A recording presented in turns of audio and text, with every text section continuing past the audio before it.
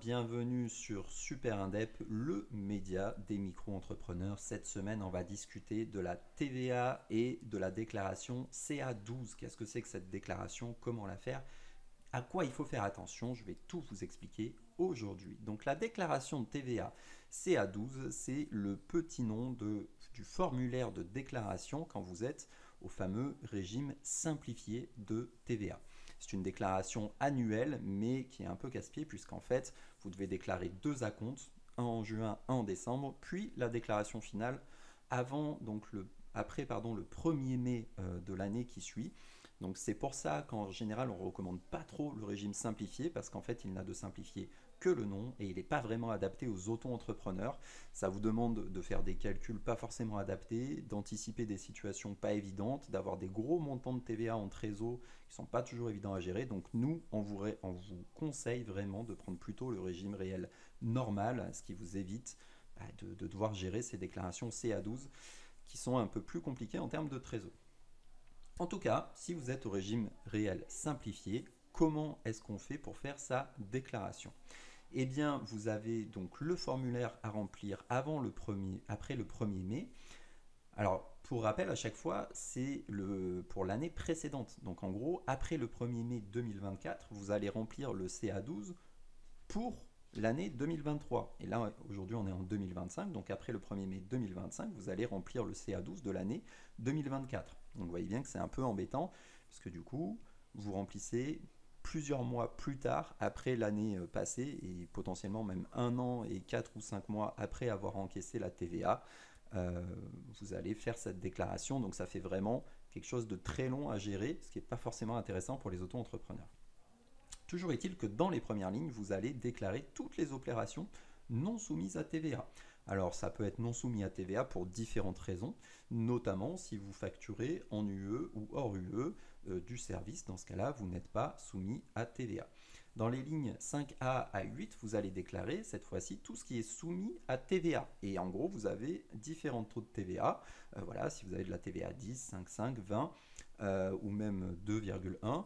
Tous les taux de TVA peuvent exister, tous les taux de TVA en tout cas qui existent en France, et vous devez remplir dans la bonne ligne en fonction de ce qui est imposable.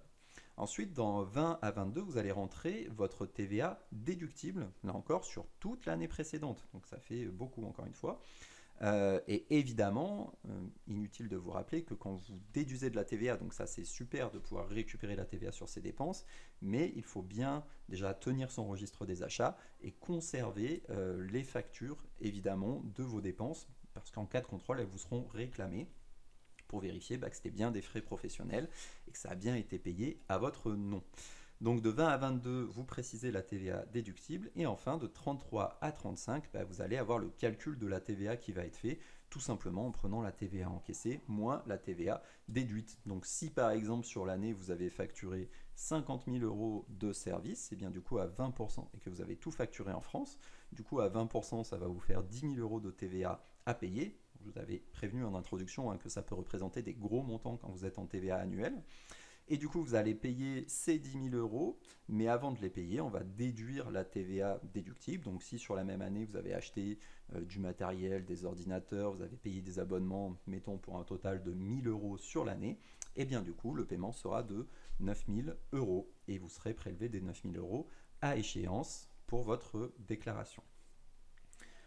Des petits points de vigilance quand même quand vous faites votre déclaration de TVA CA12. Déjà, évidemment, il faut avoir créé votre compte professionnel des impôts. C'est très important, c'est aussi là que vous allez déclarer votre CFE. C'est pour ça que dès la création de votre auto-entreprise, il faut bien penser à aller créer ce compte, parce qu'en plus, ça peut prendre un peu de temps.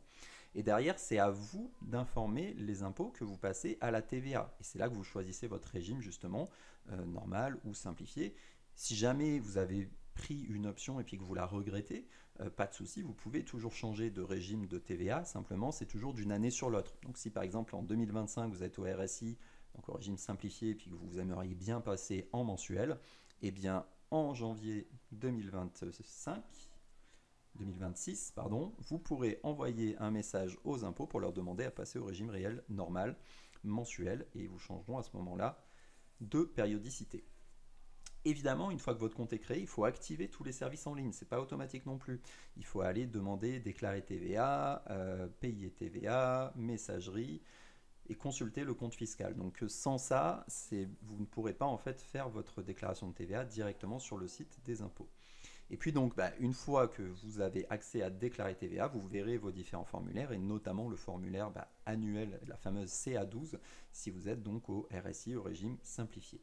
Une fois que vous avez fait votre déclaration, vous allez la valider, vous allez la signer et vous allez la payer automatiquement. Attention, il vous faut bien un compte bancaire qui supporte les prélèvements inter-entreprises, sinon le prélèvement va être refusé. Pour rappel, si le prélèvement est refusé, vous allez automatiquement devoir payer 5% de pénalité à cause de l'échec et du coup du retard de paiement. Alors, déjà, premier point, surtout quand vous avez des pénalités, essayez de les contester, ça ne mange pas de pain, au pire c'est refusé. Mais en général, effectivement, ils vont accepter que la première fois. Les fois suivantes, ils vont considérer que vous aviez été prévenu et que du coup, vous deviez faire attention. Si vous avez un problème de mandat ou si vous avez déclaré trop tard, en gros, ça devient votre problème et ils ne vont pas vous faire une fleur à chaque déclaration. Et c'est pour ça, maintenant, vous comprenez bien pourquoi j'insiste tant pour que les gens, même quand ils font leur déclaration seuls, prennent plutôt l'option mensuelle. Tout simplement parce que si vous faites une erreur, il vaut mieux payer 5% de pénalité sur 1000 euros plutôt que 5% de pénalité sur 10 000 euros, évidemment. Et quoi qu'il arrive, quand vous avez fait vos déclarations et votre paiement, enregistrez bien tous les documents, gardez-les précieusement, ou alors déléguez ça à SuperIndep qui va faire tout ça pour vous et conserver ces documents précieusement pour vous.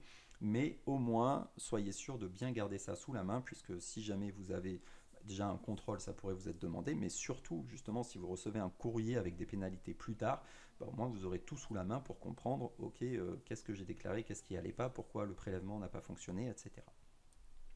Voilà ce que je voulais vous dire cette semaine sur le fonctionnement de la TVA et comment faire votre déclaration CA12, cette fameuse déclaration annuelle. Je l'ai précisé rapidement en introduction, mais en plus de cette déclaration CA12, vous avez 2 acomptes à déclarer, un en juin et un en décembre de l'année précédente. Donc pour être tout à fait exhaustif, quand vous êtes au régime simplifié, mettons que là vous soyez au régime simplifié de TVA pour 2025, eh bien vous allez devoir faire une déclaration d'acompte en juin, faire une autre déclaration d'acompte en décembre et faire cette fameuse déclaration finale TVA CA12 du coup après le 1er mai 2026. Donc vous voyez que c'est un peu relou.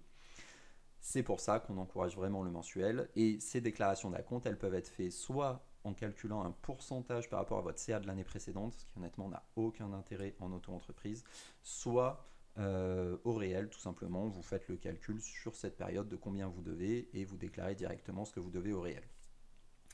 Il faut bien comprendre que ce fonctionnement qui peut sembler un peu tordu avec ces histoires d'acompte et de paiement en N+1, il n'est vraiment pas pensé pour les auto-entreprises, il est pensé pour toutes les entreprises, notamment les PME, qui ont des bilans et des bilans notamment et des liasses fiscales qui vont sortir en général en avril de l'année suivante. Et donc ce qui se passe, c'est que dans une société plus grosse qu'une auto-entreprise qui peut avoir des gros flux de trésorerie et notamment de TVA, on n'a pas forcément une vision en temps réel sur la TVA qui rentre et qui sort.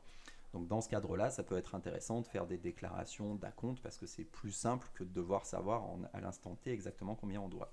Mais quand on est en auto-entreprise, on n'a pas vraiment ce problème-là puisque tous les mois, on a une vision claire de ce qui rentre et ce qui sort. En général, on n'a pas un flux qui est monstrueux et du coup, c'est beaucoup plus simple de faire ces déclarations en mensuel ou au pire en trimestriel. Comme d'habitude, si cette vidéo vous a été utile, laissez-nous un petit pouce. Et si vous avez des questions, laissez-nous un petit commentaire. Merci.